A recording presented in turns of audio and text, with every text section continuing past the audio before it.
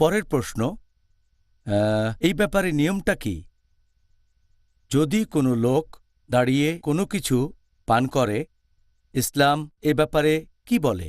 আপনি সব মিলিয়ে এরকম 6টা হাদিস পাবেন শুধুমাত্র সহিহ মুসলিমে, যে মুসলিমদের দাঁড়িয়ে কোনো কিছু পান করা নিষেধ।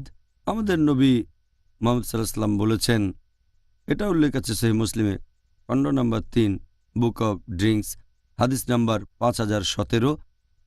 আমাদের নবী নিষেধ করেছেন দাঁড়িয়ে কিছু পান করো না। সহিহ মুসলিম, খণ্ড নম্বর 3, বুক অব ড্রিঙ্কস, হাদিস নাম্বার 5018। নবী এক লোকে নিষেধ করলেন যে তুমি দাঁড়িয়ে কিছু পান করো না। এরপর আরেকটা হাদিস আছে সহিহ মুসলিমে, খণ্ড নম্বর 3, বুক অব ড্রিঙ্কস, হাদিস নম্বর 5020। নবী সতর্ক করেছেন দাঁড়িয়ে কিছু পান করো না। এরপর আরেকটা হাদিস সহিহ মুসলিমে, খণ্ড নম্বর 3, বুক অব ড্রিঙ্কস, হাদিস নাম্বার 5022। প্রিয় নবী বলেছেন তোমরা দাঁড়িয়ে কিছু পান করবে না। এই সবগুলো হাদিস আমাদের নিষেধ করছে যে তোমরা দাঁড়িয়ে কিছু পান করো না। সহিহ মুসলিমের পরে হাদিস 5টা, সহিহ মুসলিম, খণ্ড নম্বর 3, বুক অব ড্রিঙ্কস, হাদিস নাম্বার 5023 থেকে 5027।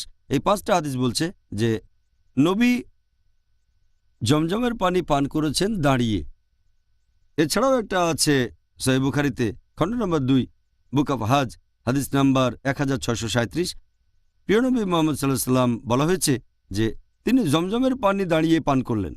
এই হাদিসগুলোর ভিত্তিতে বিশেষজ্ঞগণ সবাই একমত যে বসে কিছু পান করাটা মুস্তাহাব, আর দাঁড়িয়ে আমরা পান করতে পারব শুধুমাত্র জমজমের পানি।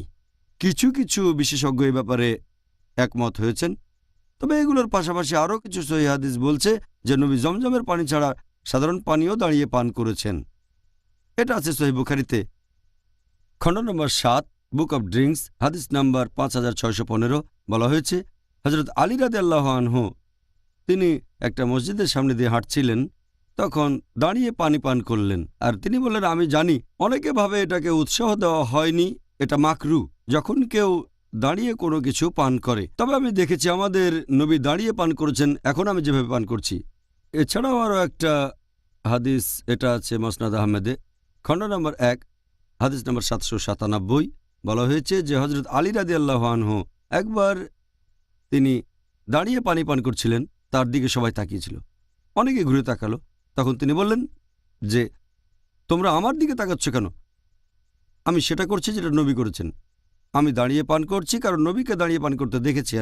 আমি বসেও পান করি কারণ আমি নবীকে বসে পান করতে দেখেছি। আর একটা হাদিস আছে তিরমিজিতে, হাদিস নাম্বার 1881, ইবনে ওমর রাদিয়াল্লাহু আনহু তিনি বলেছেন যে যখন তিনি আমাদের নবীর সঙ্গে থাকতেন তখন অনেক সময় হাঁটতে হাঁটতে খেতেন আর দাঁড়িয়ে পান করতেন। এই হাদিসগুলোর ভিত্তিতে আমরা জানতে পারি, আর বেশিরভাগ বিশেষজ্ঞ মানেন যে বসে কিছু পান করাটা হচ্ছে মুস্তাহাব। এই কাজটাকে সুপারিশ করা হয়েছে কারণ এটা আমাদের নবীর নির্দেশ। একথা আগেও বলেছি, যখন আমাদের নবীর নির্দেশ আর কাজ বিপরীত হবে তখন নির্দেশের গুরুত্বই বেশি। নির্দেশ হচ্ছে আসল রুলিং, কাজ হতে পারে পরিস্থিতির কারণে হয়তো তিনি করেছিলেন, তবে মুস্তাহাব হচ্ছে বসে কিছু পান করা। তবে যেহেতু নবী মাঝে মধ্যে দাঁড়িয়ে কিছু পান করেছেন, তাই দাঁড়িয়ে পান করার অনুমতি আছে, তবে সেটা হবে মাকরু। তার মানে এটা না করলে ভালো, তবে করলে কোনো শাস্তি নেই। দাঁড়িয়ে পান করতে পারবেন কারণ নবীও দাঁড়িয়ে পান করেছেন। হয়তো পরিস্থিতির কারণে নবী দাঁড়িয়ে পান করেছেন, সেজন্য দাঁড়িয়ে কিছু পান করাটা হারাম না।